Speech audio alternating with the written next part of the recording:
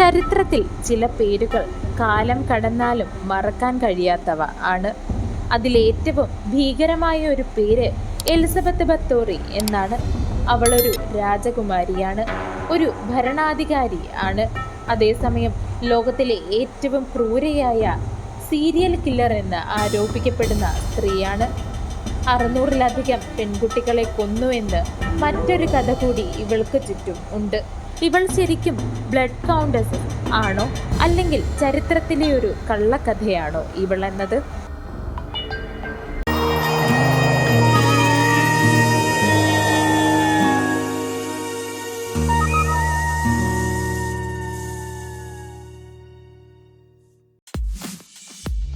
ആയിരത്തി 560 യൂറോപ്പിലെ ബറോത്തി എന്ന ശക്തമായ ഒരു രാജവംശത്തിൽ ജനിച്ച പെൺകുട്ടിയാണ് എലിസബത്ത്. അവൾ ജനിച്ചത് ഇന്നത്തെ ഹംഗറി എന്ന രാജ്യത്തിന്റെ ഒരു സമ്പന്നമായ കുടുംബത്തിലാണ്. ബറോത്തി കുടുംബം അന്ന് യൂറോപ്പിലെ ഏറ്റവും ശക്തമായ നോബിൾ ഫാമിലീസിൽ ഒന്നായിരുന്നു. ബാല്യത്തിൽ തന്നെ ഉയർന്ന വിദ്യാഭ്യാസം ലഭിച്ചിരുന്നു അവൾക്ക്. പോരാത്തതിന് 4 ഭാഷകൾ സംസാരിക്കുവാനുള്ള കഴിവും അവൾക്കുണ്ടായിരുന്നു. രാഷ്ട്രീയവും യുദ്ധവും മനസ്സിലാക്കുവാനുള്ള ബുദ്ധിയും അവൾക്കുണ്ടായിരുന്നു. ബാല്യത്തിൽ തന്നെ അവൾ കണ്ട ചില ക്രൂര സംഭവങ്ങൾ അവളുടെ മനസ്സിനെ മാറ്റിയതായി ചിലർ പറയുന്നു. 15-ാം വയസ്സിൽ അവൾ വിവാഹിതയായി. എലിസബത്തിന്റെ ഭർത്താവ് ഫെറൻസ് നഡാസ്ഡി ആണ്. എലിസബത്ത് ഒരു സ്ത്രീയാണ്.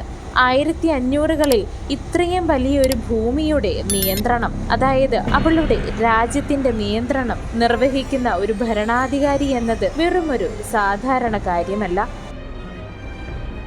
ഇവിടെ നിന്നാണ് കഥ ആരംഭിക്കുന്നത്. എലിസബത്തിന്റെ കോട്ട കാസ്റ്റൈസ് കാസ്റ്റിൽ എന്നാണ് ഇതറിയപ്പെടുന്നത്. 100 കണക്കിന് പെൺകുട്ടികളെ തന്റെ ജോലിക്കാരികളായി കൊട്ടാരത്തിലേക്ക് വിളിച്ചു വരുത്തി ക്രൂരമായി പീഡിപ്പിച്ച് കൊന്ന് അവരുടെ രക്തത്തിൽ അവളുടെ യുവത്വം നിലനിർത്തുവാനായി കുളിച്ചു എന്നാണ് പറയപ്പെടുന്നത്. ഇങ്ങനെ പേടിപ്പെടുത്തുന്ന ഒരു കഥ അവളുടെ പിന്നിൽ ഉണ്ട്. എന്നാൽ ചരിത്രരേഖകൾ പറയുന്നത് 600-ലധികം പെൺകുട്ടികളെ കാണാതായി എന്നത് തന്നെയാണ്. തുടർന്ന് 1610-ൽ എലിസബത്തിനെതിരെ അന്വേഷണം തുടങ്ങി. ഗ്യോർഗി തർസോ എന്ന അന്വേഷകൻ കോട്ടയിൽ നിന്നും നിരവധി മൃതദേഹങ്ങൾ കണ്ടെത്തി. ചിലർ ജീവനോടെ രക്ഷപ്പെട്ടു, ചിലർ സാക്ഷികളായി.